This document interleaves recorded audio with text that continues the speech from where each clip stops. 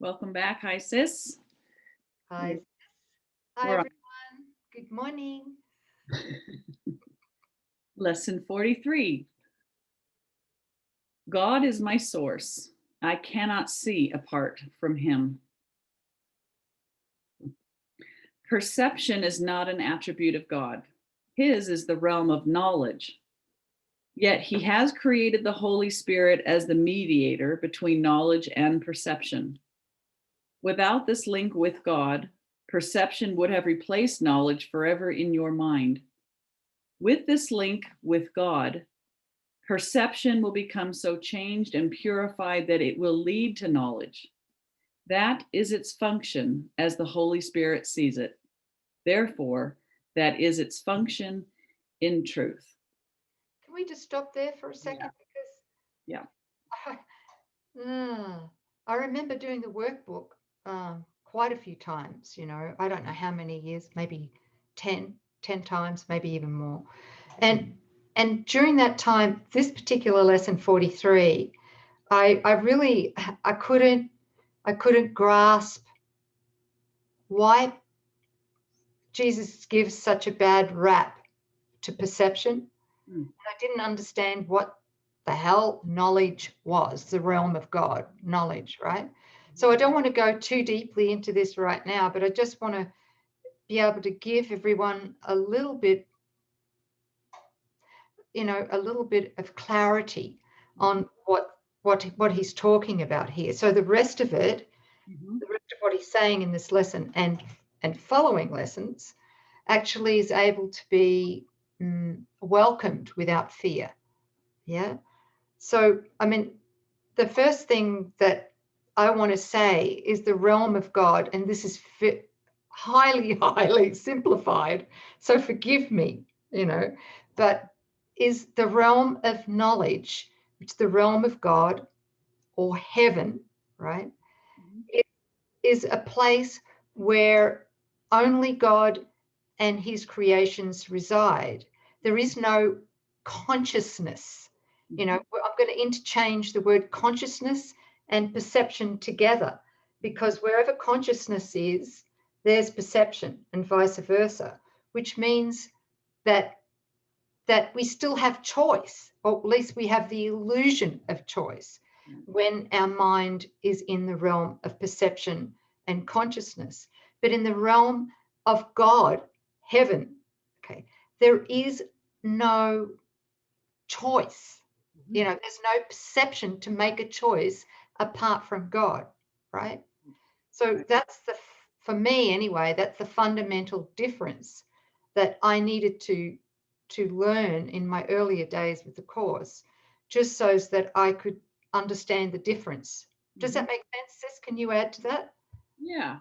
I that makes perfect sense. The way that I was able to introduce this in a way I could accept it is understanding that if God is mind, that the realm of the real or the kingdom of heaven is just God knowing its own creation, identifying itself through its creation. And it's a one way outward knowing from the mind of God. This idea of perception means that there's another mind apart from God that can turn and have some other view independent, some intelligence apart from the mind of God that can question, that can doubt, that can see things in a way that God doesn't. So that was the wish for a separate mind. In this first paragraph, I'm always reminded of how grateful I am that upon the moment that we inquired what it might be like to have that viewpoint apart from knowing, that God's answer was immediate, that he didn't forbid the dream, but he did answer that insane request with a sane answer, which was the Holy Spirit, which is the link to the mind of God, so that that mind which we share with God is always with us. We can try to and we do ignore it and suppress it, but his loving answer was the Holy Spirit. And the Holy Spirit's role is to take our perception, which is the ego thought system, which we're seeing the world through before we start to awaken. And the Holy Spirit takes everything that we have made with the ego and lovingly purifies it and transmutes it in such a way that it heals our perception lovingly, gently, like the dawn, so gently, so naturally, that we don't have a fear in the process until that perception becomes such a transparency for the truth that it just dissolves right back into, or knowledge outshines this flimsy film of perception. I And mean, that's that what I would call the last eye of the needle before we actually ascend, so to speak, yes. the realm of true perception, right? Which is what you're talking about there. Yep. It's a reflection, Mm. closest we can get to Right. as the reflection of heaven. Yeah. Yes. And the real world, as Jesus speaks about a lot. Right. Yeah. So how beautiful is that, that the Holy Spirit's function, and he'll change and purify this filter that we've made, and it leads us to knowledge, which is back to the mind of God Beautiful. that has no opposite. Thank you. Thanks, Sis. That's important distinction to be making. Thank you. Okay, so paragraph 2. Is it okay if I continue? No. In God you cannot see, meaning with the eyeballs, right? Yeah. Perception has no function in God and does not exist. Yet in salvation, which is the undoing of what never was, perception has a mighty purpose. Made by the Son of God for an unholy purpose, it must become the means for the restoration of his holiness to his awareness. Perception has no meaning, yet does the Holy Spirit give it a meaning very close to God's. Healed perception becomes the means by which the Son of God forgives his brother and thus forgives himself. There's the mighty purpose. You cannot see it. Go ahead.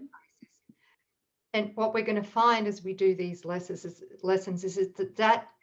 that is our function while we're here in the dream. When we want to awaken from it, right? Yeah. Function is forgiveness. Yeah. Yes. You cannot see apart from God because you cannot be apart from God. Whatever you do in him, because whatever you think with his mind. So our true thoughts are the thoughts of God. So what can we? Yeah.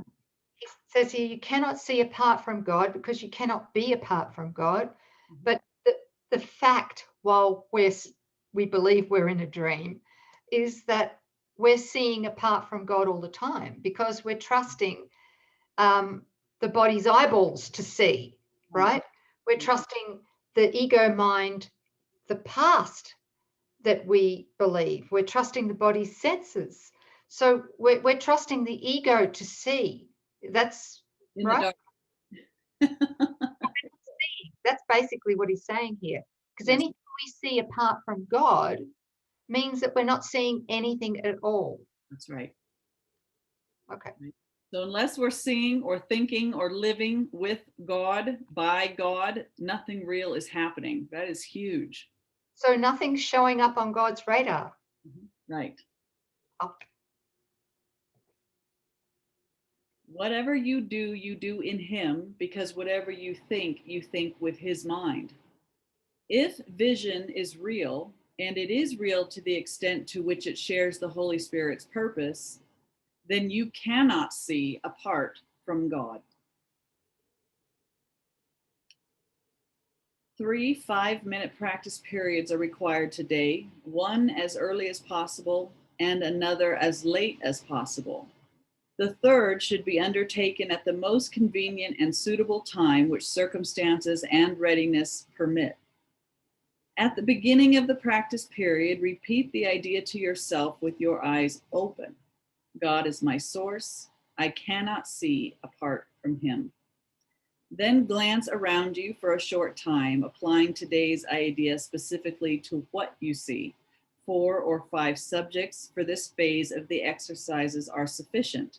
Say, for example, God is my source. I cannot see this desk apart from him. God is my source. I cannot see that picture apart from him. Although this part of the exercise period should be quite short, be sure that you select the subjects for this phase indiscriminately, without self-directed inclusion or exclusion. For the second and longer phase of the exercise period, close your eyes. Repeat today's idea again. God is my source. I cannot see apart from him. And then let whatever relevant thoughts that may occur to you add to the idea in your own personal way. Thoughts such as, I see through the eyes of forgiveness. I see the world as blessed. I see my own thoughts, which are like God's. The world can show me myself. Or any thought related more or less directly to today's idea are suitable. The thoughts need not bear an obvious relationship to the idea, but they should not be in opposition to it.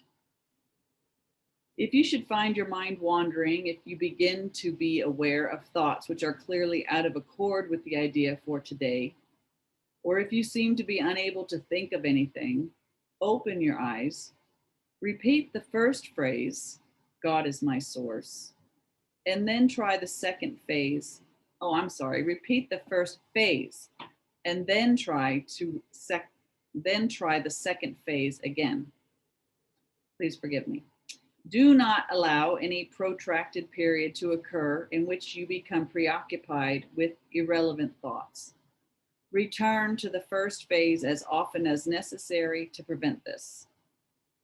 In applying today's idea in the shorter practice periods, the form may vary according to the circumstances and situations in which you find yourself during the day. When you are with someone else, for example, try to remember to tell him silently, God is my source. I cannot see you apart from him. This form is equally applicable to strangers and to those you know well. Try, in fact, not to make distinctions of this kind in using this form of the idea. The idea should also be applied throughout the day to various situations and events which may occur, particularly to those which distress you in any way. For this kind of application, use this form. God is my source. I cannot see this apart from him. If no particular subject presents itself to your awareness, merely repeat the idea in its original form. Try today not to allow long periods of time to slip by without remembering today's idea and thus remembering your function. God is my source. I cannot see apart from him. So this is that basis behind why we could see things differently, right? Because as I'm seeing truly, as I see with God, I'm going to see a different world, a healed world. Because God is my source, it's impossible that this view, this vision, this truth is not available in me, to me. The real holy self cannot see apart from God. What the ego is seeing can't be seen in truth at all. And all Holy Spirit needs is our little willingness to recognize that and accept it, right? And it's a state of curiosity and surrender. It's like something else is here. My holy self is viewing this, can see truly. I want that. Beautiful. Beautiful. You want to hear something funny? Yes, please. I'm looking through the ego's human eyes right now, and I see that my name is no longer Nouk Sanchez. I've morphed. How did brother get in the room? Daniel Boisevane. I forgot to change my name. Christ, and you'll never have to change it back and forth. Oh, thank you, everybody. This is a biggie. Yeah, Is it really like the first lesson we've looked at that really gets to the positive separation? Yes. Okay, that's powerful.